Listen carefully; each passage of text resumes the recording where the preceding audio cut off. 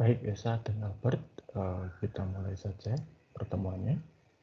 Kalau sudah hadir semua,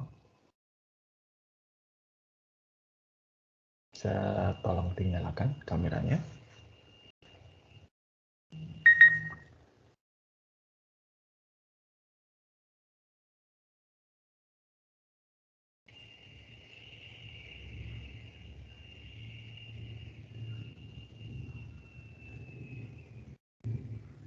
Esa dan Albert, bisa didengar?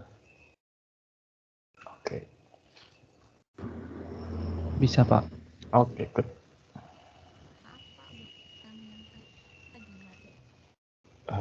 Putus-putus suaramu. Iya, lagi mati lampu, Pak. Oh, oke, ya sudah. Kita lanjutkan saja. Baik. Satu hal saya belum selesai koreksi gitu ya. Jadi belum bisa memberikan masukan untuk itu. Yang lainnya nanti saya usahakan koreksinya secepat mungkin selesai karena juga ada kelas yang lain dan nanti segera saya umumkan lewat situs lewat Microsoft Teams ya.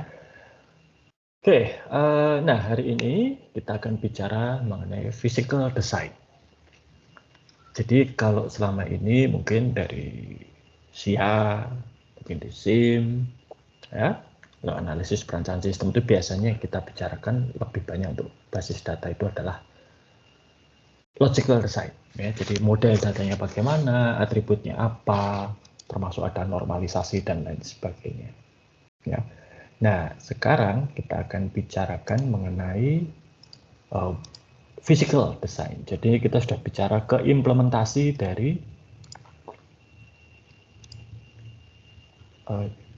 sistem basis data. Jadi bagaimana nanti kalau sistem basis data itu diterapkan. Oke, apakah bisa terlihat ini?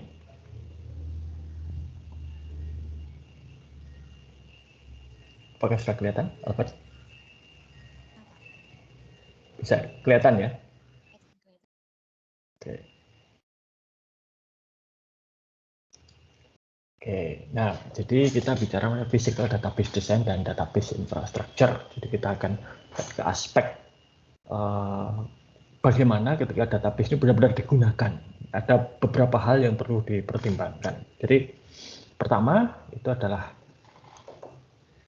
desain fisik, itu berarti kita menerjemahkan desain logik ke dalam database yang benar-benar nanti bisa dipakai. Ya. Nah, tujuannya apa? Tujuannya satu, itu menciptakan satu desain perancangan fisik ya yang bisa menyimpan data dan akan memberikan performance yang memadai, adequate. Bukan yang paling cepat, bukan yang paling kuat dan lain sebagainya, tapi yang memadai. Ya. Artinya begini, tidak selalu kita buat sistem itu harus cepat, gitu ya. Kalau memang tidak dibutuhkan cepat, ya ngapain harus cepat? Karena sistem yang kinerjanya cepat itu identik dengan harga yang tidak murah. Gitu ya. Kalau memang tidak perlu cepat ya nggak usah. Ya.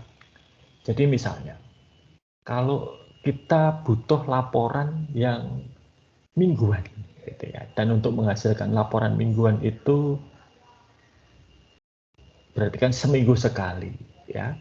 Nah, itu artinya kalau butuh waktu 1 menit untuk menghasilkan laporan itu nggak mungkin tidak jadi masalah. Ya, karena apa? Itu toh mingguan. Ya, jadi laporan itu dihasilkan setiap minggu, butuh 1 menit untuk menghasilkan laporan dalam bentuk PDF misalnya, itu tidak jadi masalah. Tetapi kalau misalnya itu adalah transaksi, ya,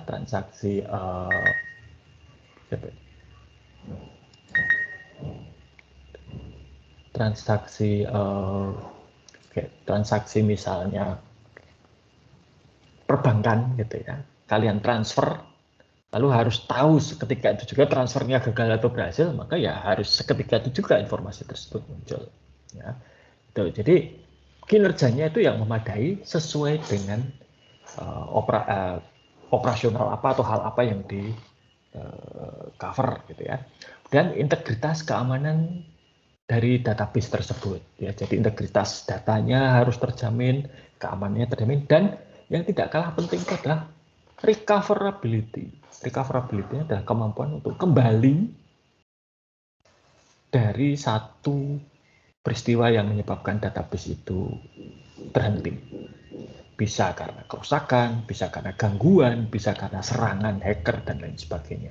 Jadi bisa dipulihkan kembali ke kondisi sebelum terjadi kecelakaan atau bencana atau serangan. Oke. Apa yang dibutuhkan? Satu, itu tentunya adalah desain dari tabel-tabel yang sudah dinormalisasi. Ya, jadi sudah sampai bentuk keberapa lah ini. Ya, kalau teorinya normalisasi itu kan ada 7, ya, bentuk normal 1 sampai 5, ditambah domain key normal form dan voice code normal form, ada 7. Tapi faktanya 7 ini itu sangat jarang dijumpai di dalam praktek. Biasanya kalau kita normalisasi database itu sampai bentuk ketiga saja sudah cukup, karena bentuk normal yang lain itu atau anomali yang terjadi pada bentuk normal lain itu tidak terjadi dalam praktek. Ataupun kalau terjadi, frekuensinya sangat-sangat jarang. Ya. Dan ingat, normalisasi itu berarti kan memecah tabel. Ya, jadi satu tabel yang tidak normal dipecah menjadi 2 atau lebih tabel yang kemudian menjadi normal. Nah, semakin banyak tabel di dalam satu database itu akan memberikan penalti atau masalah pada kinerja, karena berarti semakin banyak tabel yang harus diambil dan dibaca oleh sistem. Ya. Harus melakukan join dan lain sebagainya, itu mengorbankan kinerja. Maka biasanya bentuk normal ketiga atau ekstrimnya bahkan saya pernah ketemu salah satu engineer-nya Oracle, ya, dia mengatakan ya bentuk normal kedua itu sudah lebih dari cukup, dia mengatakan begitu. Kemudian dari model data tabel tadi, tiap kolom atau tiap atributnya itu harus ada definisinya, ya, serta spesifikasi fisik, misalnya maksimal itu berapa karakter, ya, ini kan, atau berapa besar ukuran datanya. Ini sangat tergantung pada tipe data yang kalian pilih, termasuk juga tadi untuk normalisasi tadi jumlah baris yang ada dalam tiap tabel. Jumlah baris itu sampai jutaan, gitu ya. Coba kalau kalian ingat kembali ke soal UTS kalian, yaitu data kependudukan. Ada berapa jumlah penduduk di Indonesia? Karena setiap penduduk di Indonesia begitu dia lahir dan didaftarkan sudah dapat NIK. Ya, KTP mungkin nanti 17, tapi dia sudah dapat NIK. Sudah tercantum di dalam daftar kependudukan. Maka ya ada berapa penduduk Indonesia? 270 juta katakan. Ya, berarti ada 270 juta itu yang harus di cover. Ya, dan tentunya penambahan di masa depan. Ya, misalnya pertumbuhan penduduk Indonesia berapa, yang lahir berapa, yang mati berapa, yang tidak lagi menjadi warga negara Indonesia berapa, itu dalam setiap tahun itu ada perkiraannya. Jadi ada pertumbuhannya itu. Ya. Lalu deskripsi di mana dan kapan data itu digunakan. Ya. Misalnya kalau data persediaan itu yang menggunakan adalah bagian penjualan dan bagian pembelian. Kita sudah tahu, ya. Bagian penggajian tidak akan pakai data tersebut. Maka nanti hak akses terhadap persediaan itu hanya diberikan kepada pihak-pihak yang berkepentingan. Penggajian nggak perlu diberikan hak akses ke persediaan misalnya, gitu kan. Daftar gaji ya hanya bagian penggajian yang tahu, ya. Bagian produksi nggak perlu tahu, gitu kan. Nah, ini, ya. Termasuk frekuensi penggunaan data tersebut, ya, misalnya dilihat berapa kali, diupdate berapa kali, ditambahkan data berapa kali, ini semua harus ada, ya. Nih. Lalu harapan akan respon time, jadi berapa detik, nah, seperti tadi saya ceritakan di awal. Kalau memang laporannya itu mingguan, ya mungkin 1 menit nggak masalah. Tapi kalau laporannya itu seperti untuk transaksi perbankan, ya transfer, beli pulsa, beli paket data, bayar tagihan, ya harus seketika itu. Dulu saya di photographer.net, dari user itu mengklik satu tautan di dalam aplikasi tersebut, itu diharapkan halaman berikutnya yang diklik itu sudah akan muncul dalam waktu kurang dari 0,05 detik. Ya, ini. Dan keamanan, backup, recovery,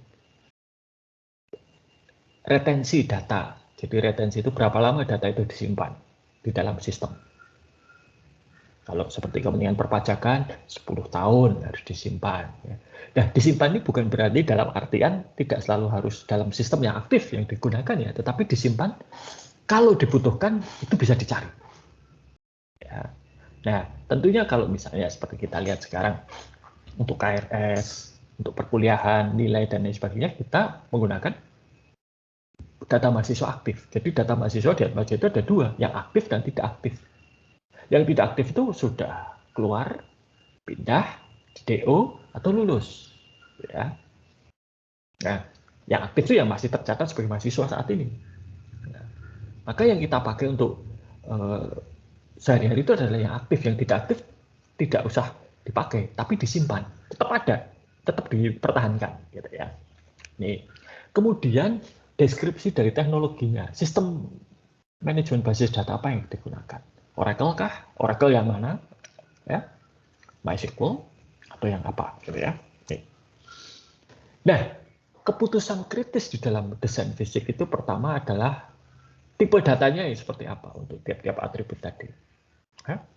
Apakah char atau varchar? Berapa digit? Apakah blob atau date? Nah, date pun macam-macam gitu ya. Oke. Lalu memberikan guidance ya, bagaimana pengelompokan atribut dari model data fisik, model data logik ke data fisik, ya, bagaimana nantinya. Nah ini, kalau kita bicara mengenai physical database, kita harus bicara bagaimana file-file database ini nanti akan diletakkan pada media penyimpanan, entah itu hard disk, entah itu flash disk, entah itu SSD dan lain sebagainya. Itu harus kita pikirkan. Ya, ini, karena apa? Itu nanti mempengaruhi kinerja, memilih struktur dan lain sebagainya. Ya, oke. Nah, kalau Anda lihat ya, di dalam MySQL, ya, itu mungkin pernah menjumpai ada, kalau Anda buka-buka MySQL Workbench, mungkin pernah menjumpai ada kata-kata InnoDB, INNODB. Nah, InnoDB itu adalah storage engine. Itu adalah satu aplikasi khusus di dalam di dalam MySQL yang digunakan untuk mengelola penyimpanan data. Ya. Dulu sebelum MySQL versi 5, jadi MySQL versi 4 dan sebelumnya, mereka menggunakan storage engine atau mesin untuk mengelola penyimpanan data itu namanya MyISAM. Ya. Tapi MyISAM ini punya banyak kelemahan. Salah satunya kelemahan yang paling mencolok adalah, ada dua kelemahan paling mencolok. Satu, itu adalah tidak bisa menampung foreign key. Jadi kalau Anda punya relasi, dua tabel berrelasi ada foreign key-nya, itu tidak bisa digunakan di MyISAM. Ini teknologi lama. Kedua, MyISAM itu hanya bisa mengunci pada level tabel. Ingat kan kemarin kalau sebelum UTS itu mengenai penguncian, ya, locking untuk concurrent database access. Nah, MyISAM itu hanya bisa mengunci pada level tabel. Jadi kalau tabelnya sudah di-lock, user lain nggak bisa menggunakan. Nah, InnoDB itu mulai ada setelah versi 5 dan yang terbaru sampai sekarang versi 8. Ya. Nah, InnoDB ini mengatasi kelemahannya MyISAM. Satu, InnoDB ini bisa menerima model foreign key. Ya. Dua, InnoDB ini bisa mengunci data pada level record atau baris. Jadi tidak tabel. Jadi tabelnya tetap bisa diakses, tapi baris itu nggak bisa diakses, ya, karena sudah dikunci. Nah, dia bisa mengunci di situ. Jadi ini lebih fleksibel, gitu ya. Nah, ini mana yang akan dipilih? Dan ada banyak pilihan yang lain untuk storage engine ini. Nanti beda produk seperti Microsoft SQL Server, Oracle, Postgre itu juga punya storage engine yang berbeda-beda, ya, dan ada kelebihan maupun kelemahannya. Ya. Kemudian kita juga harus mempersiapkan strategi untuk menangani query. Ketika kalian membuat query, itu kan kalian secara tidak sadar ada asumsi. Asumsinya adalah ya yang kalian hadapi saat itu. Tapi misalnya ternyata nanti query ini kalau dipakai oleh 1000 orang nggak masalah, tapi begitu dipakai 2000 orang, dia bermasalah.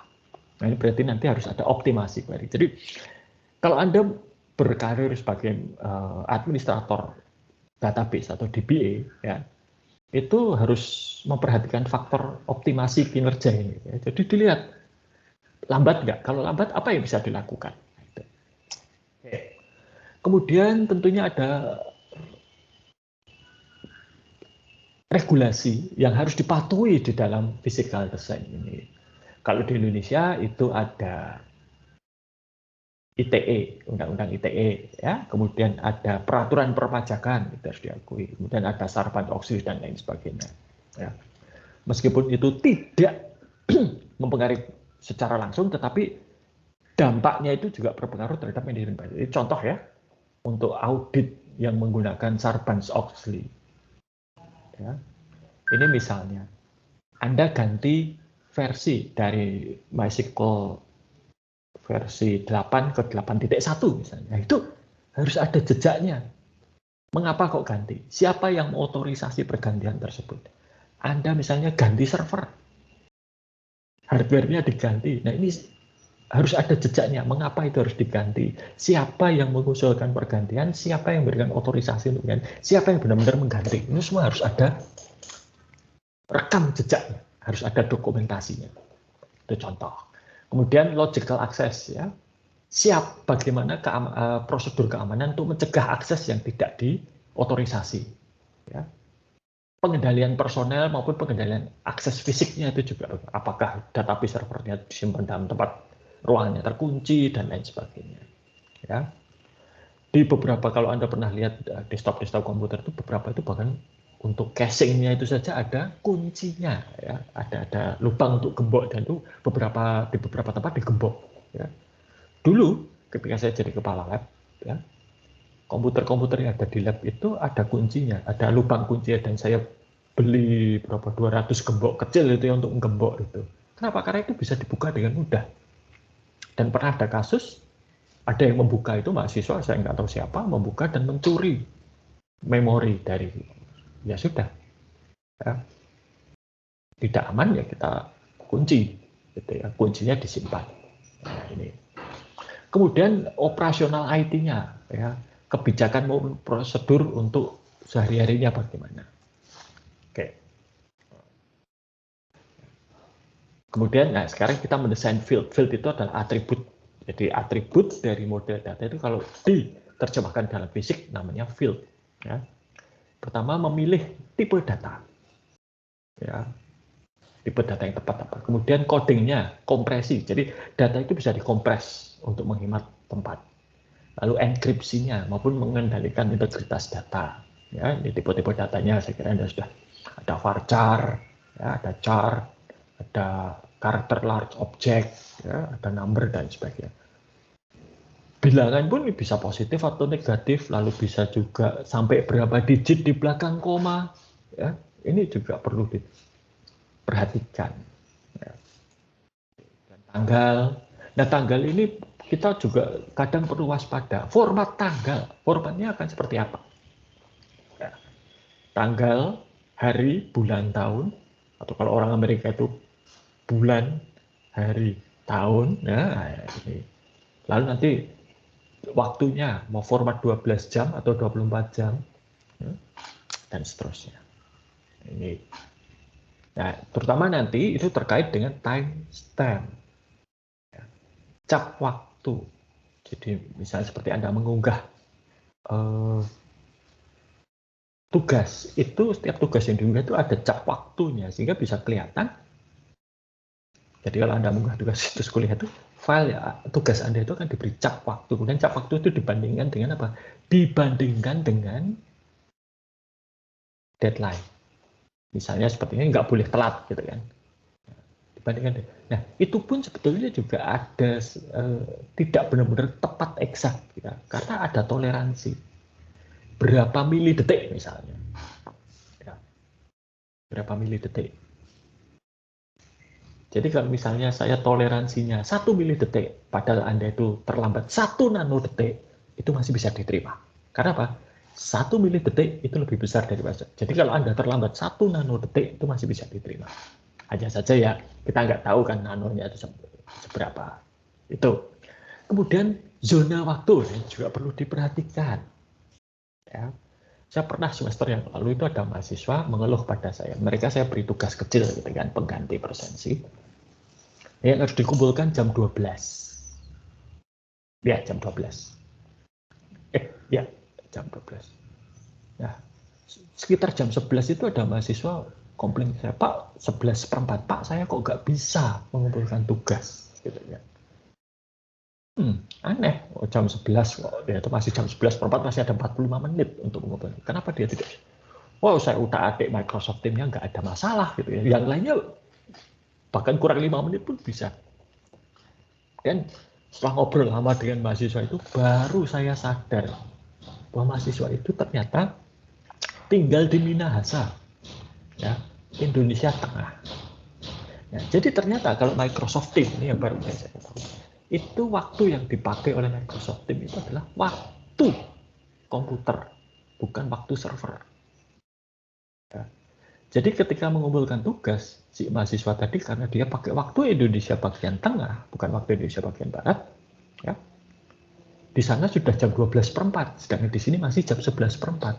Sehingga di sana ditolak oleh Microsoft karena apa? Sudah lewat, gitu kan. Nah, maka ini zona waktu ini perlu diperhatikan. Yang dipakai standarnya di mana? Di server atau di komputer klien, gitu ya.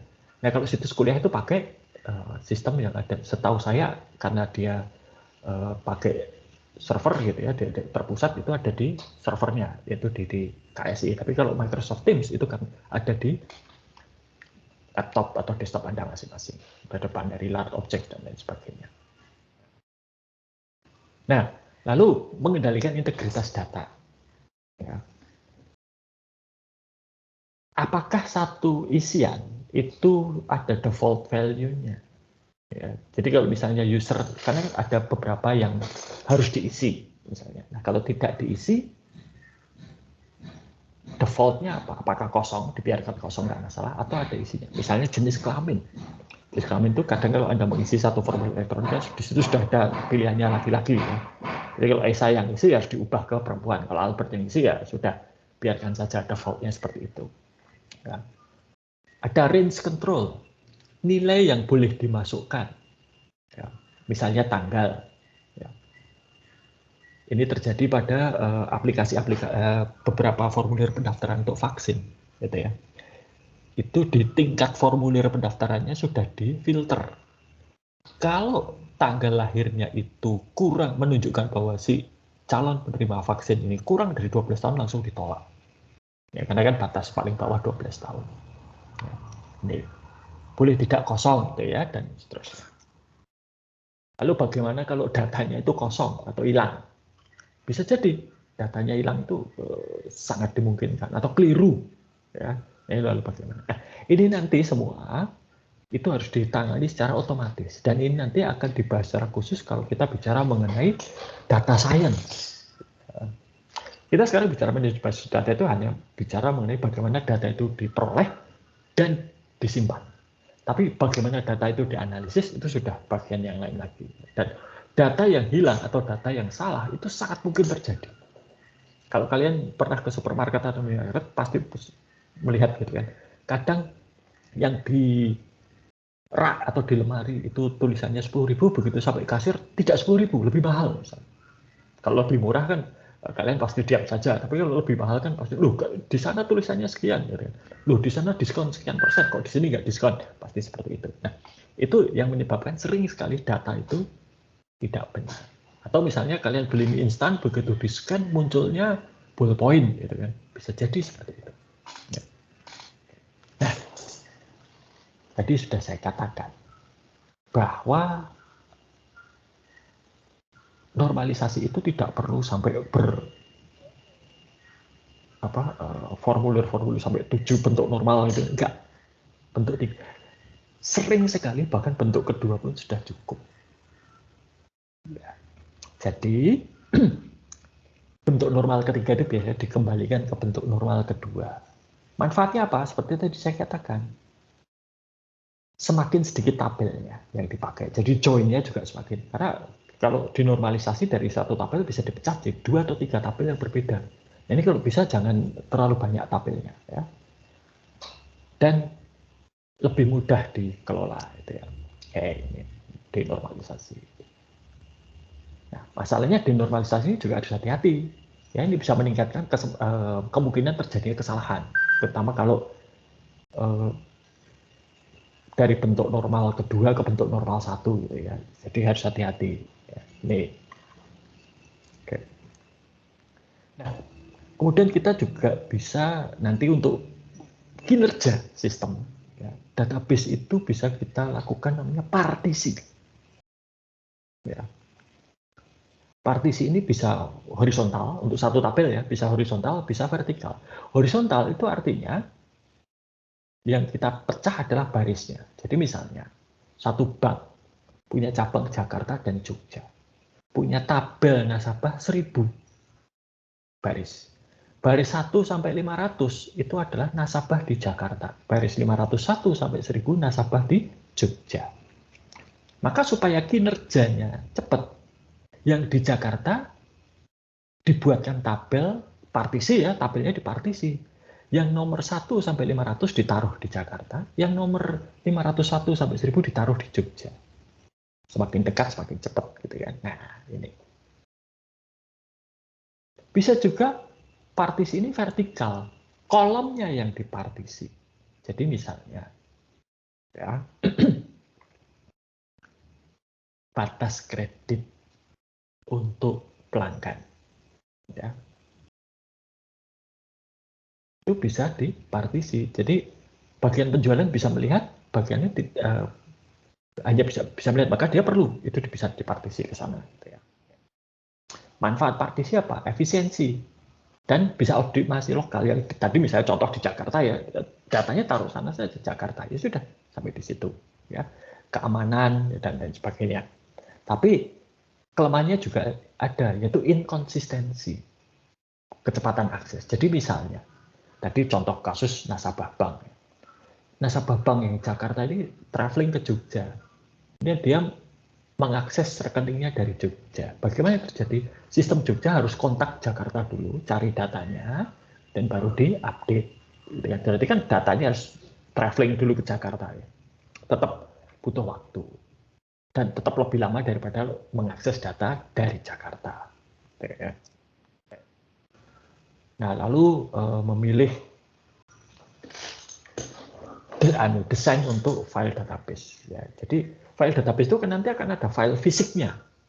Nah, ini biasanya disebut sebagai table space. Itu adalah di mana tabel-tabel, views, objek dan lain-lainnya itu disimpan. Ya. Ini harus harus diatur. Ya, dan tiap database manajemen sistem itu berbeda-beda. Ya. Oracle punya sendiri, MySQL Server punya sendiri dan seterusnya. Nah, kemudian bagaimana mengenai organisasi file-file ini? Ya, ini macam-macam. Ada yang heap itu artinya ya sudah terserah gitu ya. Pokoknya nyimpannya di situ tidak ada pengaturan khusus. Ada yang diurutkan sekuensial, ada yang menggunakan indeks dan ada yang pakai hash. Ya. Database manajemen sistem itu biasanya yang paling banyak pakai indeks. Oke. Nah, apa yang dipertimbangkan ketika memilih mau pakai heap, sekuensial, indeks atau hash? Itu kecepatan mengambil data dan throughput-nya atau berapa banyak data yang lalu lintas datanya. Efisiensi media penyimpanan ya, supaya efisien. Perlindungan terhadap kegagalan sistem maupun kehilangan data, meminimalkan kebutuhan untuk reorganisasi maupun juga mengakomodasi pertumbuhan serta keamanan tentunya ya. Nah, ini sekuensial. Sekuensial ini jadi filenya itu urut seperti ini, diurutkan seperti ini. Masalahnya apa? Ini sekuensial itu sebenarnya turunan dari dulu ketika media penyimpanan komputer itu tidak menggunakan hard disk atau flash disk atau SSD seperti sekarang, tetapi menggunakan pita magnet. Ya, jadi pita magnet itu kan urut di atasnya. Nah, jadi kalau mau akses ya dari atas diurutkan dulu ke bawah. Oh ini ketemu. Ini jadi masalah adalah kalau semakin banyak datanya berarti dia nyarinya semakin lama karena harus urut kan, lihat satu-satu ini. semakin lama. Makanya pita kaset itu sekarang sudah ditinggalkan lama. Dua, kalau ada data baru bagaimana? Misalnya ya, ini kan yang biru ini flyers ini baru, dia harus disisipkan, berarti apa? Harus ditulis ulang semua, ya, dipindah semua. Ini. Nah, yang biasa digunakan itu adalah indeks. Indeks itu seperti ini, seperti kalau kalian mencari barang di perpustakaan pakai katalog. Ya. Jadi datanya itu disimpan di lemari-lemari ini. Ya, lalu punya ada indeks di sini. Kalian tinggal mencari, kalau buku ini itu disimpan di mana? Oh, dia disimpan di lantai 2, lemari keempat, di rak nomor 3. Nah, jadi kan di sini sudah tahu lokasinya ada di mana, kita tinggal ke sini langsung. Itu indeks. Ini hash, tidak perlu. Apa database itu bisa digunakan cluster ya. Jadi file-file yang sering diakses dikumpulkan bersama. Ya. Indeks sekarang. Indeks ini bisa unik dan tidak unik. Nah, secara default, kalau di dalam MySQL maupun juga Microsoft Access, ya, itu untuk tiap tabel primary key-nya atau key field-nya itu otomatis diindeks. Ya. Jadi kolom kuncinya atau primary key atau identifier-nya itu otomatis diindeks. Dan identifier itu pasti unik karena tidak ada yang double. Tapi yang lain bisa diindeks juga, itu adalah kolom-kolom yang lain atau field-field yang lain bisa diindeks juga. Ya. Jadi biasanya kita menggunakan perintah create unique index atau create index dan seterusnya. Ya. Indeks ini mempercepat akses. Tapi ya kita juga harus hati-hati. Tidak semua kolom lalu diindeks. Ya. Percuma juga kalau seperti itu. Kolom-kolomnya saja. Biasanya yang primary key itu yang diindeks. Ya. Oke. Ya, kapan kita menggunakan indeks? Satu, kalau tabelnya besar. Ya. Lalu tiap primary key itu diindeks. Ya. Lalu ini kolom-kolom yang sering dikenai operasi where itu diindeks. Ya. Jadi select apa, where apa, itu diindeks. Ya. Kalau yang di order, kalau ada lebih dari 100 value tapi kurang dari 30 value juga perlu diindeks. Ya. Nih, hindari indeks to field yang besar. Jadi kalau misalnya satu field itu isinya adalah memo atau teks, nggak usah diindeks. Atau satu field itu isinya gambar, ya nggak usah diindeks. Ya. Nih. Nah, beberapa database itu sering punya batas. Satu tabel ada berapa indeks. Ya, dan ini perlu diperhatikan. Ya, tapi kalau sekarang mungkin sudah tidak lagi, karena dulu pembatasan ini terjadi karena keterbatasan dan mahalnya media penyimpanan. Sekarang kan sudah tidak. Ya. Lalu hati-hati kalau mengindeks field yang ada null value atau ada yang kosong. Ya. Kosong ini tidak akan diindeks dan itu bisa mengacaukan. Ya, maka hati-hati. Pastikan tidak ada yang kosong. Ya. Optimasi query. Ya. Ini tidak usah dibahas, ini teknis sekali. Ya. Nah, tiap-tiap produk manajemen basis data itu akan ada data dictionary, sistem katalog maupun information repository. Kalau di MySQL itu yang SIS itu ya, itu nggak boleh diutak-atik gitu. Ya. Karena di situ kalau itu dihapus bubar semua. Gitu ya. Oke.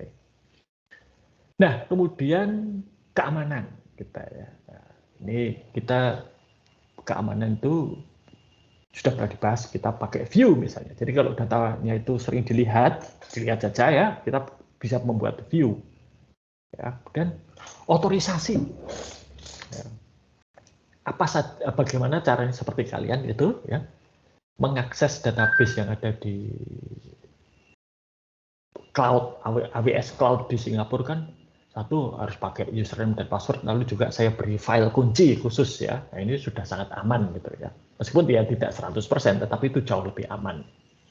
Itu pun kalian hanya bisa mengakses skema yang menjadi jatah kalian. Albert nggak bisa akses skemanya Esa nggak bisa akses skemanya Albert, seperti itu. Ya. Lalu enkripsi, ya, dan lain. Lalu tidak kalah penting itu adalah backup, jurnalis dan checkpoint yang kita bahas. Ya. View ini kita bahas. Nah, ini otorisasi ya. Sebisa mungkin kalau di dalam MySQL itu kan ada user yang levelnya DBA, database administrator. Itu sebisa mungkin dihindari menggunakan itu. Berikan pada user akses yang memang dia butuhkan. Kalau dia hanya butuh read saja, ya sudah, berikan read. Itu pun hanya pada tabel-tabel tertentu. Harus pelit kalau seperti ini. Mending kita kurang memberi akses dan menambahkan daripada kebanyakan memberikan akses malah kemudian harus dikurangi. Ya. Lalu enkripsi, ya, nah, ini enkripsi, saya kira ini sudah wajib hukumnya dan sudah banyak manfaatnya yang terasa. Tahun lalu ketika ada informasi mengenai hacker berhasil masuk dan mencuri data dari Tokopedia, ya, hacker tersebut tidak bisa ngapa-ngapain. Dia tidak bisa membaca di dalam datanya user Tokopedia itu apa saja. Kenapa? Dienkripsi oleh Tokopedia. Ya. Enkripsinya cukup bagus sehingga tidak bisa dibuka. Nah, jadi yang dia lihat itu hanyalah tabel, isinya data yang nggak karu-karuan. Gitu ya. Oke. Ini password. Password itu minimal harus 8 karakter kombinasi dari huruf dan angka dan ada karakter khusus. Ini kalau di tempat istri saya adalah minimal 8 karakter. Harus ada 1 huruf besar, 1 huruf kecil, 1 angka dan 1 karakter khusus. Bisa @ bisa persen, bisa tanda baca dan dolar dan lain sebagainya. Lalu setiap 2 bulan diganti. Dan password yang sudah pernah digunakan dalam 1 tahun terakhir tidak boleh digunakan lagi. Nah, jadi kalau misalnya passwordnya Sami Haji, gitu kan? Nanti 2 bulan lagi ganti ke Sarosa. 2 bulan kemudian ganti ke Sami Haji lagi nggak boleh. Karena apa? Sami Haji sudah dipakai dalam 1 tahun terakhir. Jadi itu. Dan harus diganti secara. Hanya saja password itu punya kelemahan. Kelemahannya apa? Kalau mudah diingat, itu mudah ditebak. Kalau sulit ditebak, berarti sulit diingat. Ya, jadi gampang lupa. Nah, ini, maka paling bagus itu adalah menggunakan two-factor atau multi-factor authentication. Ya. Seperti kalau kalian internet banking itu kan ada yang harus pakai token, ada yang kemudian menerima OTP, one time password, yang dikirim melalui SMS dan seterusnya. Nah, kemudian bagaimana kalau database itu rusak? Karena apapun, bisa karena bencana alam, bisa karena dia memang rusak harganya, maka ini ada backup dan recovery. Ya, ini. Di tiap paket database itu ada fasilitas untuk membuat backup. Ya. Nah, backup ini sebaiknya dilakukan secara berkala. Ya. Bisa tiap hari, bisa mingguan, bisa bulanan. Ya. Nah, backup ini bisa cold backup, artinya cold backup itu database harus di stop, tidak boleh diakses. Ya, baru dia dibuka. Bisa juga hot backup. Kalau hot backup ini database-nya dipakai, nggak masalah. Nanti yang sedang tidak dipakai di backup. Gitu ya. Nah, backup ini harus disimpan di tempat yang aman dan pada lokasi yang berbeda dari database. Jadi database ada di Semarang misalnya, itu harus disimpan pada lokasi lain, misalnya di Surabaya. Tidak boleh di Semarang juga. Ya. Ini, kalau bisa bahkan pindah pulau. Ya. Banyak sistem-sistem pemerintah itu yang backupnya ada di Batam. Misalnya. Sistem utamanya di Jakarta, backupnya ada di Batam. Nah, dan ada fasilitas journalizing. Journalizing itu apa? Journalizing itu sebenarnya adalah audit, jejak audit. Jadi kalau kalian belajar, saya yang ikut mata kuliah, Albert ikut juga nggak sih yang audit sistem informasi itu? Nah, itu kan ada jejak audit ya. Di dalam database management system ada itu ya, yang disebut sebagai journalizing facilities. Apa saja di situ? Ya, transaction log. Ini jadi transaksi itu ya, yang start transaction, end transaction itu ada catatannya. Transaksi apa saja yang dijalankan. Kemudian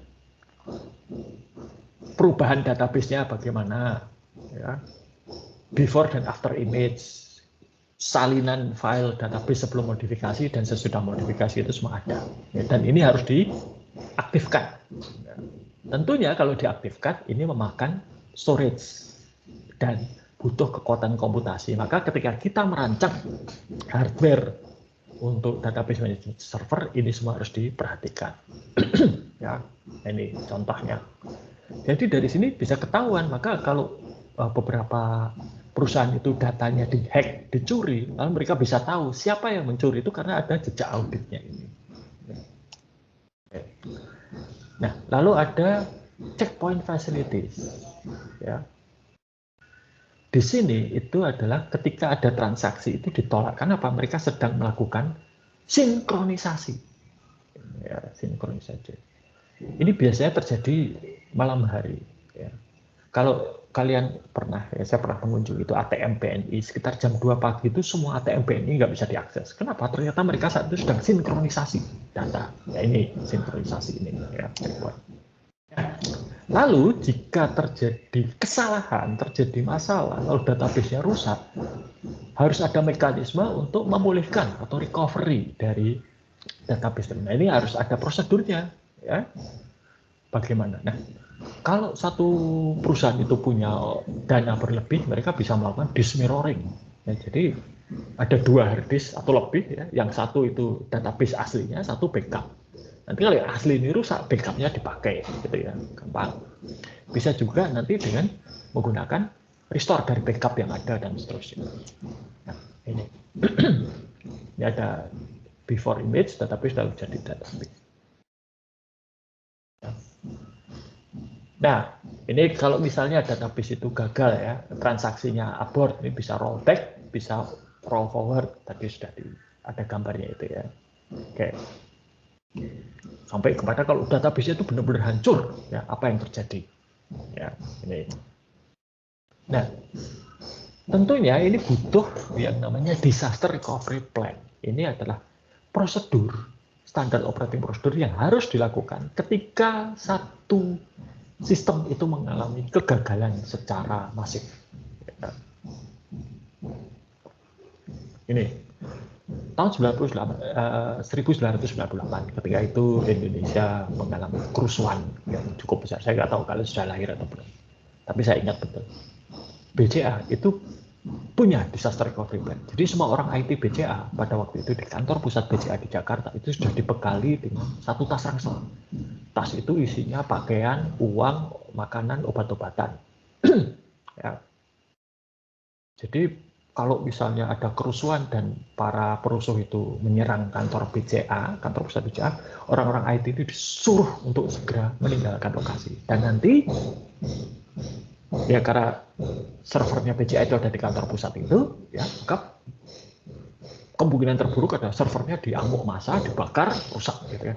Maka orang-orang IT ini kemudian disuruh mengungsi, melarikan diri, dan nanti berkumpul di kantor cadangan BCA yang saya tidak tahu ada di mana. Ya, jadi mereka kumpul di sana, di bawah tadi ya tas yang ada perbekalannya tadi, itu nanti lalu kemudian di lokasi cadangan itu mereka akan mengambil backup yang disimpan di satu tempat dan dipulihkan. Ya. Nah, sekarang bagaimana kalau itu cloud computing? Ya, kalau database-nya ada di cloud. Ya, nah ini tergantung tipe cloud-nya. Ya. Kalau seperti AWS itu mereka hanya menyediakan infrastruktur, saya yang ngatur, ya maka saya juga yang harus tanggung jawab terhadap backup-nya. Nah, keuntungannya apa kalau kita pakai manajemen basis data yang berbasis cloud? Satu, ya kita nggak perlu investasi itu hardware, software dan fasilitas fisik. Ya kita, jadi ini yang sudah sering saya katakan, kalau kita pakai cloud itu biaya tetapnya hilang semua, hanya tinggal jadi biaya variabel. Ya. Lalu kita nggak perlu mikir infrastruktur, wah nanti servernya ada berapa, ditaruh di mana, nggak perlu. Ya. Dan kita juga bisa melihat biayanya itu sepadan atau selaras dengan kebutuhannya. Lebih fleksibel. Butuh lebih ya kita tinggal sewa lebih. Kalau ternyata bebannya menurun ya kita sewanya kita kurangi, begitu ya. Jadi lebih mudah ya. Dan biasanya karena penyedia jasa layanan cloud ini sudah berpengalaman, mereka sangat-sangat handal. Cuma ya ada kelemahannya, itu apa? Perubahannya juga tidak bisa cepat, gitu ya. Apalagi kalau kita butuh teknologi baru. migrasi dari satu penyedia jasa cloud ke penyedia jasa yang lain itu juga tidak mudah. Ya. Facebook itu contohnya. Ya. Gara-gara mereka keliru di dalam maintenance, 6 jam mati. Ya, ini jadi. Oke, sampai di sini apakah ada pertanyaan? Ini Albert berapa ini? Oke. Koneksinya tidak bagus. Iya. Koneksinya mungkin bermasalah. Coba saya minta untuk join.